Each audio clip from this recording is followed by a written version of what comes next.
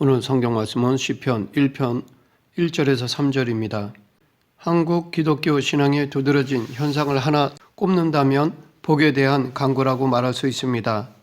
인간은 누구나 물질적 풍요를 누리며 행복하게 살기를 원합니다. 과거에는 심령이 가난한 자는 복이 있나니 라든가 부자는 천국에 들어가기가 어려우니라 라고 기록한 성경 말씀을 인용하여 가난을 미덕처럼 강조하기도 하였습니다. 그런데 70, 80년대의 성공신학과 나라의 경제 발전이 서로 잘 맞아떨어져 하나님의 복을 경제적인 부로 평가하고 세상적인 성공으로 평가하는 인식이 생기게 되었습니다. 그로 인해 예수님 잘 믿고 교회에서 충성 봉사하며 헌금을 잘 내야 사업이 잘 되고 부자도 되고 자녀들도 성공하며 육신의 건강도 누리면서 행복하게 잘 살 수 있다는 믿음이 보편화되었습니다. 반면에 이것이 잘못된 방향으로 흘러 경제적으로 어렵고 질병으로 고통을 겪고 있는 많은 신자들은 자신의 잘못된 불충성스러운 행동 때문에 하나님의 저주가 임했다는 생각으로 광신적인 신앙생활을 하는 사람들도 생기기도 하였던 것입니다. 그러면 과연 성경이 가르쳐주고 있는 올바른 복이란 진정 무엇인가에 대해 살펴보겠습니다. 먼저 복의 정의에 대해 알아보겠습니다. 원래 복이란 말은 히브리어로 아슈레인데 이것을 72역에서는 헬라어로 마카리오스라고 번역하였습니다. 동양인들은 복이란 말을 운명론적인 측면에서 이해하려고 했습니다. 특히 동양인들이 잘 사용하고 있는 운수라든가 행운이라든가 하는 용어들이 모두 복이라는 관념을 부여하여 사용하고 있는 것을 봐도 운명적임을 알 수 있습니다. 뿐만 아니라 복을 인과응보의 관념을 가지고 이해하려는 측면도 있는데 그것은 복을 인간의 선한 행위와 공덕에 대한 보상으로 보는 견해 때문에 생긴 것이라 할 수 있습니다. 서양인들은 복이 행운의 여신으로부터 주어지는 것이라고 생각하는 측면이 있는가 하면 인간 자신의 노력으로 만들어지는 결과라고 생각하는 인본주의적 발상을 하기도 합니다. 그러나 성경이 말하는 복이란 절대 주권자이신 하나님께서 당신의 깊으신 뜻에 따라 베푸시는 은혜의 선물임을 밝히고 있습니다. 이것은 복에 대한 동서양의 운명론적 입장이나 인과응보론적 입장이나 인본주의적 입장을 모두 배제하는 독자적인 성경적 정의입니다. 이에 대한 구체적인 내용을 살펴보면 창조주 하나님께서 피조된 인간에게 베푸시는 복을 성경에서는 크게 두 가지로 구분하고 있습니다. 그중 하나는 일반 은총에 속한 복이고 다른 하나는 특별 은총에 속한 복입니다. 이 구분은 상대적인 구분이라기보다는 종속적인 구분으로서 일반 은총에 속한 복은 어디까지나 특별 은총에 속한 복을 보조하기 위한 도구에 불과한 것입니다. 먼저 일반 은총에 속한 복은 택자나 불택자 또는 신자나 불신자 그리고 선한 자나 악한 자 모두에게 구별 없이 베푸시는 하나님의 선물입니다. 그리고 이것은 어디까지나 현세적이고 일반적이기 때문에 신자들만 현세에서 부귀와 영화를 누리는 것이 아니라 불신자들도 함께 누리는 것이며 자연 만물의 아름다운 혜택도 신자나 불신자 간에 함께 누리게 되는 것입니다. 과거 예레미야 선지자는 악한 자의 길이 형통하고 패역한 자가 다 안락하게 사는 것을 보고 여호와 하나님께 무슨 연고냐고 질문한 적이 있습니다. 철학자 니체도 악인들이 세상에 망하지 않고 도리어 승하고 잘 되는 것을 보고 하나님의 존재를 의심하던 나머지 하나님이 죽었다라는 사신 신학의 원조가 되어버리고 말았습니다. 이러한 잘못을 범한 이유는 하나님이 주관하시는 일반 은총에 대한 복은 어느 누구에게나 구별 없이 베풀어 주시는 것임을 알지 못하기 때문입니다. 다음으로 특별 은총에 속한 복은 하나님께서 창세전에 그리스도 안에서 선택된 성도에게만 깊으신 뜻을 따라 베풀어 주시는 선물을 말합니다. 이것은 어디까지나 내세적이고 영적이기 때문에 신자나 불신자가 구별 없이 받는 것이 아니고 택함 받은 자만이 받아 누리는 것입니다. 성경에서 말하는 복은 바로 이 같은 특별 은총에 속한 신령한 복을 말하는 것입니다. 예수님께서 제자들에게 산에서 가르치신 팔복에 대한 말씀은 모두가 하나님의 택한 백성들이 받아서 누리는 특별 은총에 속한 신령한 복입니다. 사도 바울은 복음을 전하다가 매도 맞고 굶주리기도 하고 헐벗기도 하고 감옥에 갇히기도 하였지만 잠깐 받는 고난은 장차 받을 영광과 좋게 비교할 수 없다고 했으며 감옥에서도 심령의 기쁨을 누렸습니다. 그가 그렇게 할 수 있었던 이유는 택함받은 성도에게만 베풀어 주시는 하나님의 특별 은총에 속한 신령한 복을 받았기 때문입니다. 그런데 이 특별 은총에 속한 복은 여러 가지 특성이 있습니다. 즉, 이 특별 은총에 속한 복은 주권성, 언약성, 은혜성, 영원성 등의 특성을 가지고 있습니다. 이것들에 대해 살펴보면 특별 은총에 속한 복의 주권성에 대해 알아보면 이 특별 은총에 속한 복은 인간 편에서의 필요에 따른 요청에 의해서가 아니라 전적으로 하나님의 주권적인 뜻에 따라 베풀어지는 것입니다. 그렇기 때문에 하나님 편에서 주시는 복은 일방적일 뿐만 아니라 인간에게서 아무런 조건도 요구하지 않으십니다. 따라서 누구나 이 복을 받고 싶다고 받는 것도 아니고 받기 싫다고 받아지지 않는 것도 아닙니다. 어디까지나 하나님의 절대적인 주권적 섭리에 따라 주어지는 것입니다. 그런데 혹자는 이 복을 베풀어 주는 권한이 특정한 사람에게 있는 줄로 착각하는 경우가 있는데 이 복의 권한은 오직 하나님에게만 있는 것입니다. 구약 선지자나 신약의 사도들이 복을 빈 것은 어디까지나 하나님이 주신 약속된 복을 구했을 뿐이지 자신들의 권한으로 복을 베푼 것이 아니었습니다. 계속해서 특별 은총에 속한 복의 언약성에 대해 알아보면 특별 은총에 속한 복은 하나님의 언약과 연관되어 있습니다. 성경의 언약들을 살펴보면 하나님께서 베풀어 주실 복에 대한 약속들이라 할 수 있습니다. 그러하기에 하나님께서 언약하여 주시기로 작정해 놓으신 복, 즉 이 언약을 이루어 주시기를 구하는 것이 우리의 기도입니다. 이런 이유로 성경적인 기도는 이방 종교나 무속 신자들처럼 무엇이든지 자기 자신의 정욕대로 소원 성취를 비는 불공이나 연불과는 본질적으로 차이가 있습니다. 이에 대하여 예수님의 말씀이 잘 증거해 주고 있습니다. 예수님은 마태복음 6장 31절부터 34절에서 무엇을 먹을까 무엇을 마실까 무엇을 입을까 하지 말라. 이는 다 이방인들이 구하는 것이라.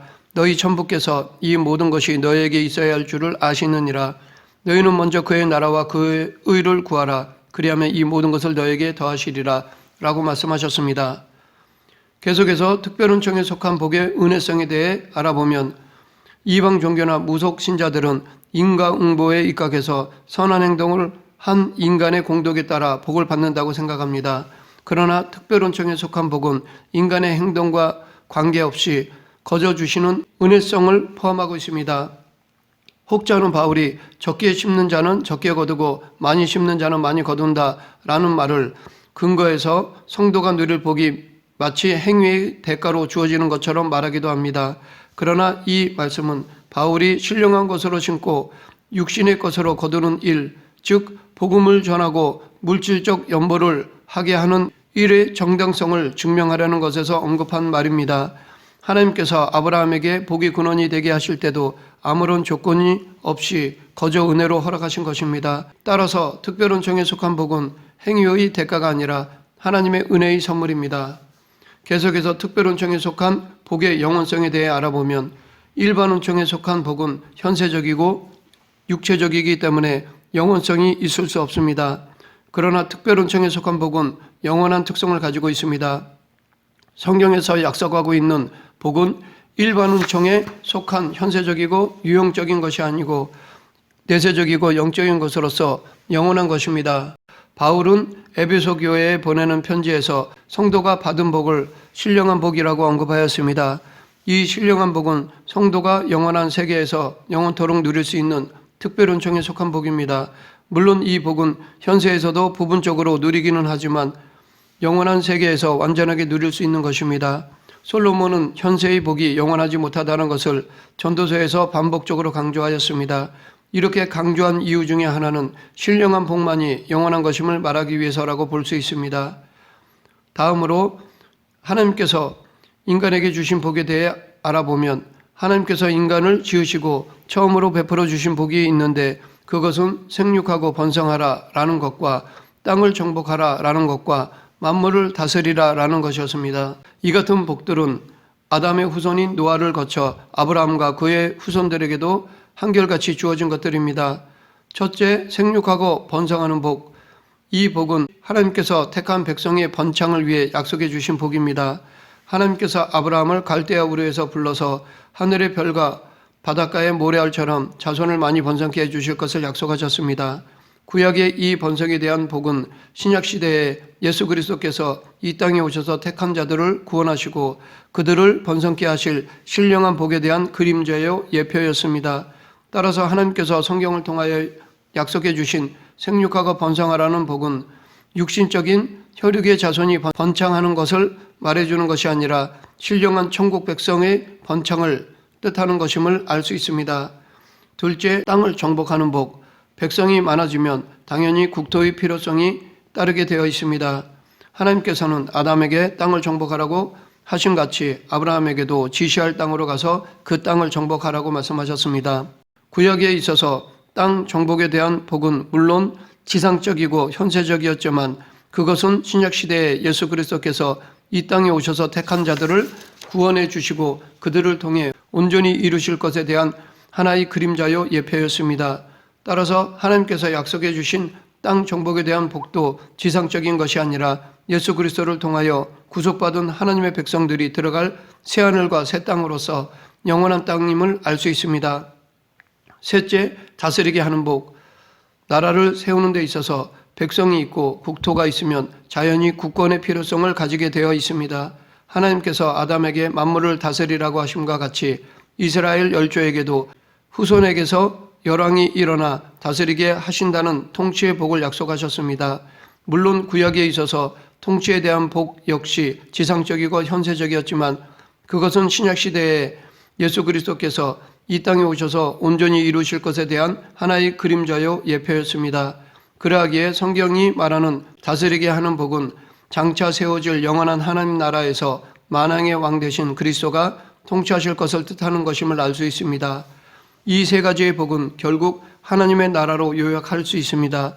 하나님께서는 천국을 세우시기 위하여 백성과 국토와 국권을 복으로 약속하시고 그 약속을 따라 복을 베푸시는 것입니다. 따라서 구약에서의 여러 가지 지엽적인 복의 내용들은 모두가 다 앞에서 말한 세 가지 복에 근거하고 있는 것으로서 결국 예수 그리스도를 통하여 온전하게 세워지는 영원한 하나님 나라에 대한 그림자요 예표에 불과한 것입니다. 결국 하나님의 약속이 곧 복이며 복의 내용은 하나님의 나라 즉 천국입니다. 따라서 신약 교회가 구약적인 현세적이고 지상적인 복들을 그리스도를 통하여 이루실 내세적이고 신령한 것들로 승화시켜 받아들여야 한다는 것은 성경 해석학적 입장에서 분명한 것입니다. 그러면 마지막으로 지금 우리가 잘못 인식하고 있는 복의 개념들에 대해 알아보면 먼저 우리는 복과 축복을 동일한 개념으로 인식하는 경향이 있습니다. 축복이란 내가 누군가를 위해 복의 근원 되시는 하나님께 복을 비는 것입니다. 그런데 오늘날 우리는 이 말에 대한 이해가 전반적으로 잘못되어 있습니다. 축복하다라는 말을 마치 복주다라는 말처럼 이해하고 있습니다. 복은 하나님 편에서 사람에게 주는 복 그 자체입니다. 구약에서는 베레카나 아시레로 되어 있고 신약에서는 마카리오스로 되어 있습니다.